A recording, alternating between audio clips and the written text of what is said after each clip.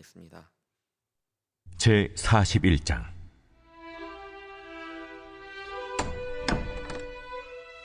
일곱째 달에 왕의 종친 엘리사마의 손자요 느다냐의 아들로서 왕의 장관인 이스마엘이 10사람과 함께 미스바로 가서 아히감의 아들 그다랴에게 이르러 미스바에서 함께 떡을 먹다가 느다냐의 아들 이스마엘과 그와 함께 있던 10사람이 일어나서 바벨론의 왕의 그 땅을 위임했던 사반의 손자 아히감의 아들 그다랴를 칼로 쳐 죽였고, 이스마엘이 또 미스바에서 그다랴와 함께 있던 모든 유다 사람과 거기에 있는 갈대아 군사를 죽였더라. 그가 그다랴를 죽인 지 이틀이 되었어도 이를 아는 사람이 없었더라. 그때 사람 80명이 자기들의 수염을 깎고 옷을 찢고 몸에 상처를 내고 손에 소재물과 유향을 가지고 세겜과 실루와 사마리아로부터 와서 여호와의 성전으로 나아가려 한지라. 느다냐의 아들 이스마엘이 그들을 영접하러 미스바에서 나와 울면서 가다가 그들을 만나 아히감의 아들 그다랴에게로 가자. 그들이 성읍 중앙에 이를 때에 느다냐의 아들 이스마엘이 자기와 함께 있던 사람들과 더불어 그들을 죽여 구덩이 가운데에 던지니라. 그 중에 10사람은 이스마엘에게 이르기를 우리가 밀과 포리와 기름과 꿀을 밭에 감추었으니 우리를 죽이지 말라 하니 그가 그치고 그들을 그의 형제와 마찬가지로 죽이지 아니하였더라. 이스마엘이 그다랴에게 속한 사람들을 죽이고 그 시체를 던진 구덩이는 아사왕이 이스라엘의 바하사왕을 두려워하여 봤던 것이라. 느다냐의 아들 이스마엘이 그가 쳐 죽인 사람들의 시체를 거기에 채우고 미스바에 남아있는 왕의 딸들과 모든 백성 곧 사령관 느부사라단이 아히감의 아들 그다랴에게 위임하였던 바 미스바에 남아있는 모든 백성을 이스마엘이 사로잡되 곧 느다냐의 아들 이스마엘이 그들을 사로잡고 암몬 자손에게로 가려고 떠나니라. 가레야의 아들 요하난과 그와 함께 있는 모든 군 지휘관이 느다냐의 아들 이스마엘이 행한 모든 악을 듣고 모든 사람을 데리고 느다냐의 아들 이스마엘과 싸우러 가다가 기브온 큰 물가에서 그를 만나매 이스마엘과 함께 있던 모든 백성이 가레야의 아들 요하난과 그와 함께 있던 모든 군 지휘관을 보고 기뻐한지라. 이에 미스바에서 이스마엘이 사로잡은 그 모든 백성이 돌이켜 가레야의 아들 요하난에게로 돌아가니 느다냐의 아들 이스마엘이 8사람과 함께 요하난을 피하여 암몬 자손에게로 가니라.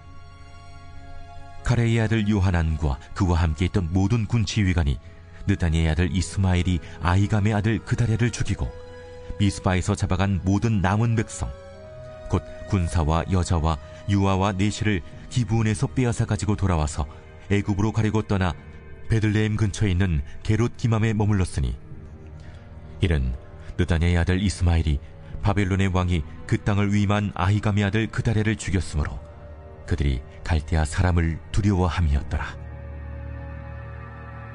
아멘. 오늘도 우리 주님 옆에 나온 우리 성도님들을 환영하고 축복합니다. 오늘 또한 말씀을 붙잡고 오늘 하루도 주님이 주신 그 하루를 살아가기를 축원합니다. 오늘은 이 전체적인 이야기를 쭉 설명하고 한번 전하는 것이 좋을 것 같습니다.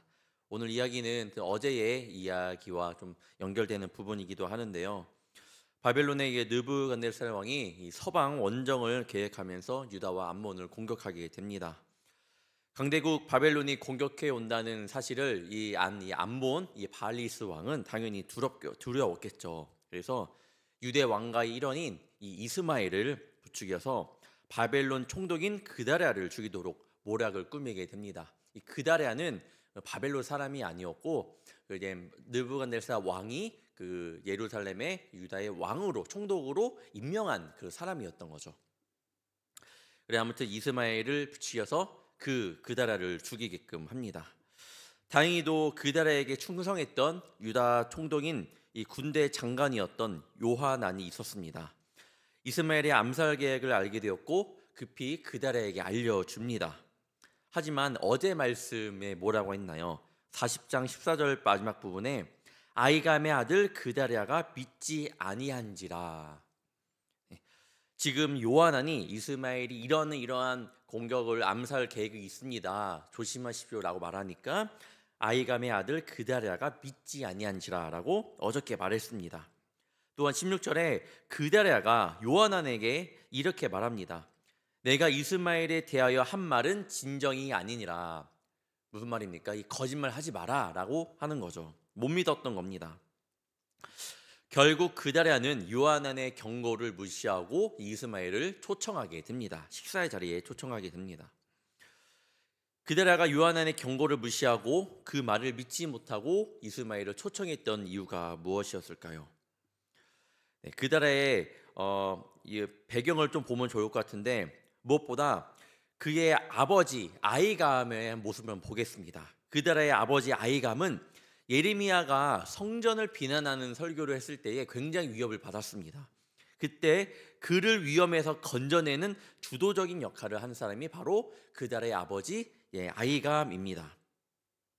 이것만 보면 일단은 요하난의 경고를 무시하고 이 그다랴가 이스마엘을 초청한 이유가 어떻게 보면 믿음적인 모습이 있는데 이거는 이따 다시 설명해 드리도록 하겠습니다. 일단은 그다랴의 믿음을 좀 보면 좋을 것 같은데 40장에서 그들의 사람에게 말한 것을 보면 알 수가 있습니다. 9절과 10절을 제가 한번 읽어보겠습니다. 너희는 갈대아 사람을 섬기기를 두려워하지 말고 이 땅에 살면서 바벨론의 왕을 섬기라. 그리하면 너희에게 유익하리라. 보라, 나는 미스바에 살면서 우리에게로 오는 갈대아 사람을 섬기리니 너희는 포도주와 여름 과일과 기름을 모아 그릇에 저장하고 너희가 얻은 성읍들에 살라 하니라. 갈대아 사람을 섬기기를 두려워하지 말라. 그러니까 지금 자신들을 정복한 바벨론 이들을 섬겨야 합니다라는 것은 웃기는 이야기는 아닙니다. 그다랴가 그렇게 그냥 이야기가 한 것이 아니에요. 사실 그동안 보아서 아시다시피 예레미야가 하나님의 말씀을 전할 때에 그 대목이 있었습니다. 32장에서 봐도 내가 이 성을 바벨론 왕의 손에 넘기리니 그가 차지할 것이며 라고 성경에 예레미야 32장에 나와 있고요. 여호와께서 이와 같이 말씀하시니라. 너희가 갈대아인과 싸울지라도 승리하지 못하리라 하셨다 라고 하나님께서 예레미야를 통해서 이것은 나의 뜻이니 이것은 나의 뜻이니 여기서 너희는 승리하지 못한다. 너희는 여기서 살아야 된다. 바벨론을 섬겨라 라고 이야기를 합니다. 사실 그 내용을 잘 들여다보면 갈대아인 바벨론을 섬기라는 이유는 그 가운데 하나님께서 유다 백성들을 사랑하는 마음 때문에 그러신 거죠. 그거는 앞서 봤기 때문에 넘어가겠습니다.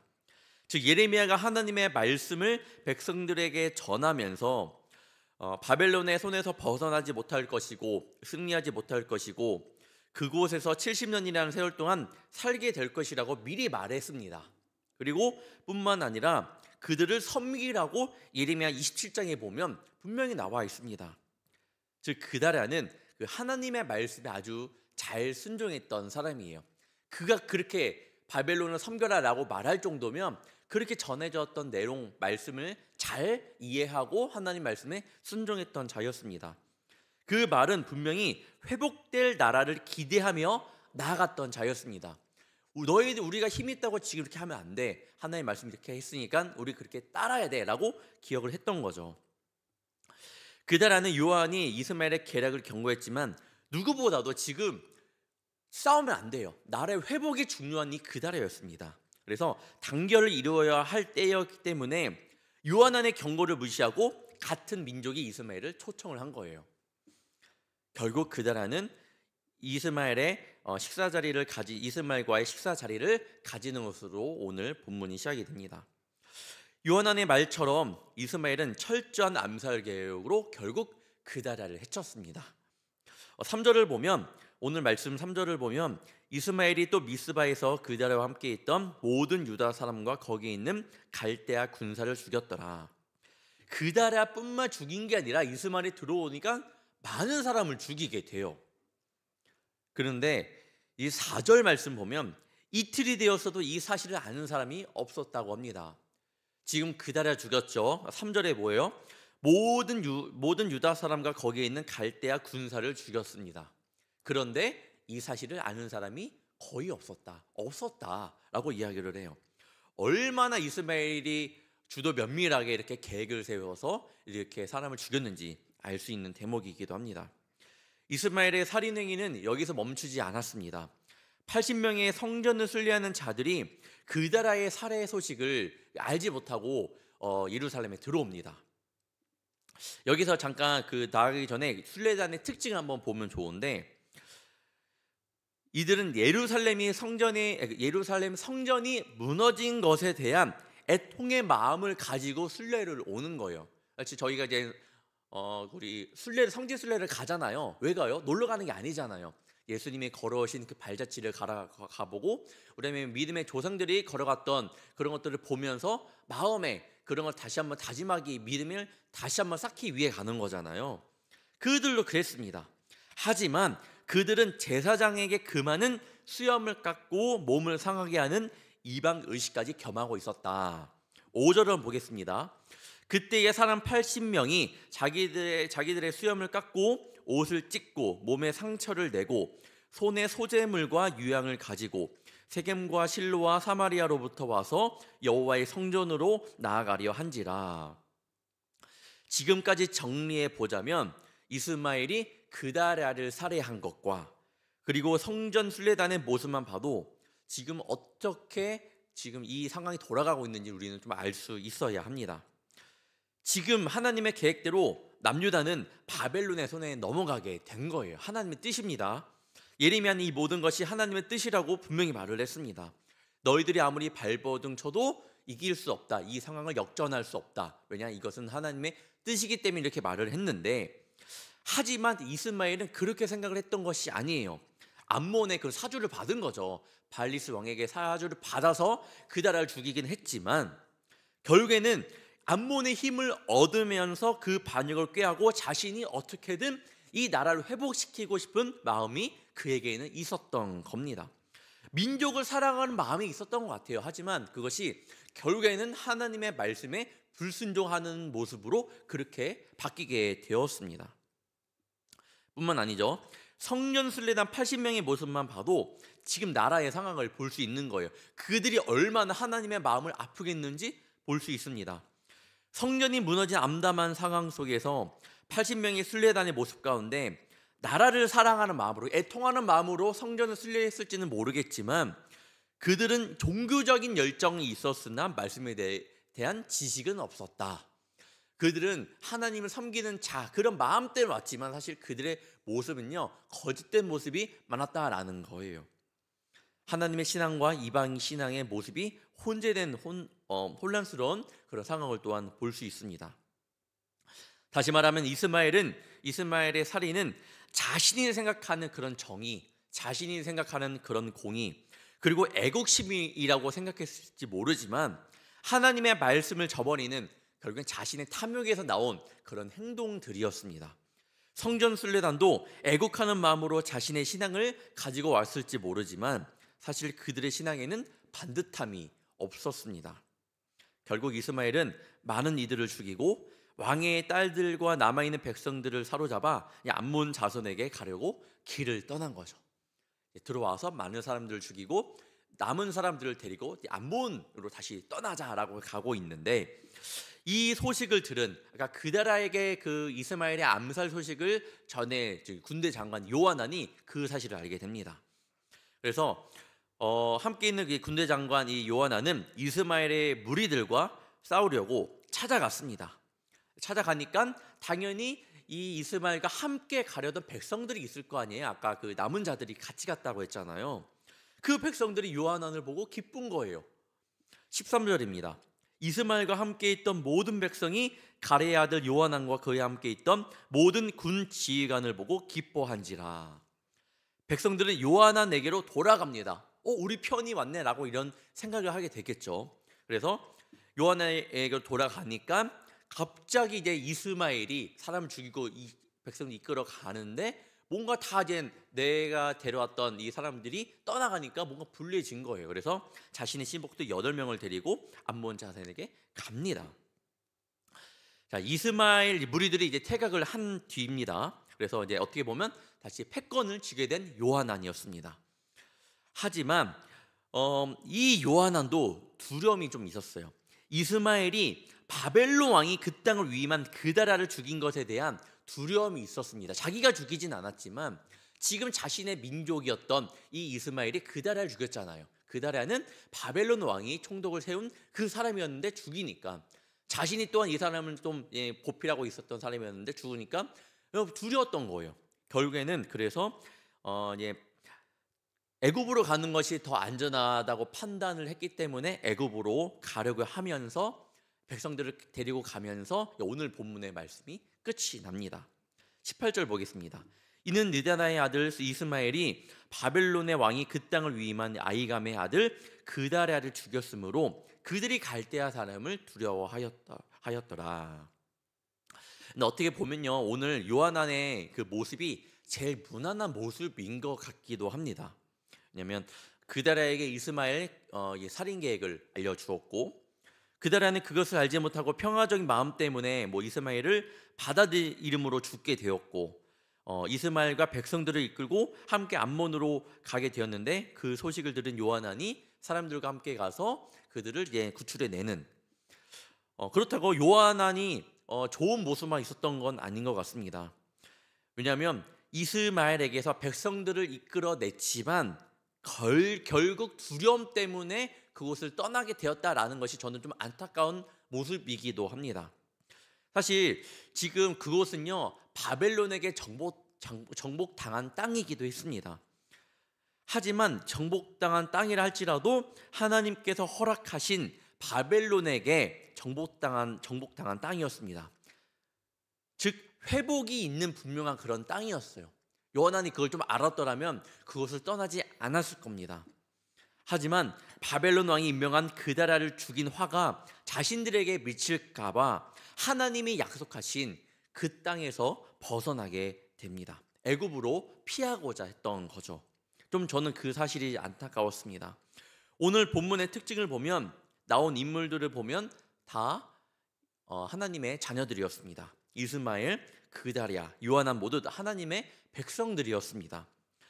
하지만 하나님의 백성이었음에도 불구하고 하나님의 다스림에 자신을 온전히 의탁하지 않은 결과가 오늘의 말씀의 주제라고 저는 봅니다. 결국에는 이스마엘은 극악무도한 악의 화신으로 변모했습니다. 자신의 욕심 때문에 그런 사주를 받고 내가 어떻게든 해보겠다, 그래서 사람들을 죽이게끔 막 죽이면서 나라를 회복시키고자 하는 그런 마음이 있었습니다. 하나님 보시기에 안 좋은 모습이었죠. 그다랴는 하나님께서 세워주신 지도자로서의 역할을 감당하는 것 같았지만 결국에는 잘못된 판단으로 인해서 죽게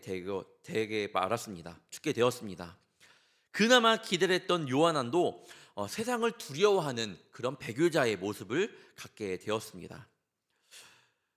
사랑하는 성도 여러분, 하나님의 사람이 두려워할 대상은 세상 권세가 아니라 오직 하나님 한 분뿐이어야 함을 우리는 이 시간 알아야 합니다. 바벨론은 이스라엘을 벌하시기 위해 하나님께서 세운 그런 도구일 뿐입니다. 아무리 우리가 하나님을 잘 믿는 백성이라 할지라도, 남들과 달리 믿음 생활을 잘 해왔다 할지라도, 어려운 시기인 코로나를 잘 이겨내면서까지 신앙생활을 잘 했다 하더라도, 이렇게 우리가 주님 안에서 우리가 그 세상 가운데 넘어질 수 있음을 우리는 알아야 됩니다. 그래서 매일매일 하나님을 의지하며 하나님의 말씀을 붙잡고 나아가야 합니다.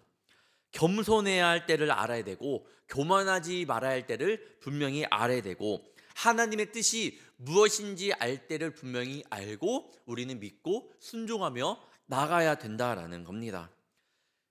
결코 내가 눈에 보이게 이렇게 하는 것이 하나님이 보시기에 기쁘겠지? 하지만요, 때로는 그것 또한 잘못된 방법일 수 있다라는 거예요. 우리의 생각대로 판단해서 하나님의 뜻을 가릴 수 있다라는 사실을 알아야 됩니다. 이스마엘도 그렇고 그다랴도 그렇고 요하난도 그렇고 그 가운데 여러 가지 모습이 있었겠지만 그들은요, 때로는 하나님을 사랑하는 모습도 있었을 거예요. 하지만 결국에는 자신의 생각 때문에 하나님의 생각을 가리는 그런 실수를 범하게 되고, 또한 세상을 두려워서 그 하나님이 약속하신 땅을 떠나기도 했던 이들의 모습을 오늘 볼 수 있습니다. 하나님의 뜻이라면요, 믿고 순종하기를 원합니다. 그곳이 바벨론의 지배 아래 있다 하더라도 그곳이 기쁨의 땅인 줄 믿습니다. 하나님의 뜻이라면요, 내 삶 가운데 정말 힘든 상황이 펼쳐진다 할지라도 그 상황이 나에게 기쁨으로 변하게 될 줄 믿음으로 나가기를 원합니다. 하나님의 다스림에 나를 온전히 맡기어 어디서나 무엇을 하든 하나님의 말씀에 순종하는, 하나님의 말씀에 반드시 순종하는, 하나님의 그래서 말씀을 끝까지 붙들고 나아가는 저와 여러분이 되기를 주님의 이름으로 축원합니다. 기도하겠습니다. 사랑의 주님, 우리가 주님의 자녀라지만 그 깊은 내면에는 아직까지 말씀 가운데 순종하지 못하고 세상적인 방법으로 늘 생각하고, 또 문제가 생기면 기도보다 세상적인 방법으로 해결하려는 그런 연약한 모습들이 있음을 고백합니다. 주님 용서하여 주시옵소서. 하나님의 말씀을 붙잡고 잘 나아갈 때도 있지만 그것도 잠시 다시 넘어지는 연약한 또한 믿음의 모습을 봅니다. 주님, 우리의 온 마음과 생각을 주님께 의탁할 수 있도록 도와주시옵소서. 주님께서 허락하신 삶이기에 우리의 모든 것을 주님께 맡기며 나아갈 수 있도록 도와주시옵소서. 신앙의 연수로 교만하지 않게 하여 주옵소서. 나의 좋은 성품이 있다며 이웃을 비교하며 평가하지 않게 하여 주시옵소서. 사랑이 넘쳐나게 하여 주시고 순종이 넘쳐나게 하여 주시고 믿음이 단단해져서 하나님의 귀한 자녀로 올바로 설 수 있도록 주님께서 도와주시옵소서. 하나님의 말씀 가운데 늘 순종하는 주님의 복된 자녀가 될 수 있도록 이끌어 주시옵소서. 오늘 귀한 예물을 드린 손길들이 있습니다. 감사헌금과 1,000번째 예물을 드렸습니다. 주님께서 이들의 귀한 마음을 축복하여 주시며 한 글자 한 글자 적어 내려갔던 그 기도 가운데 주님께서 그 감사의 마음을, 또한 기도의 제목을 응답하여 주시고 받아 주시옵소서. 막힌 담이 허물어지는 역사가 나타나게 하여 주시고 간절한 마음을 이 시간 주님께서 알아주시고 이끌어 주시옵소서.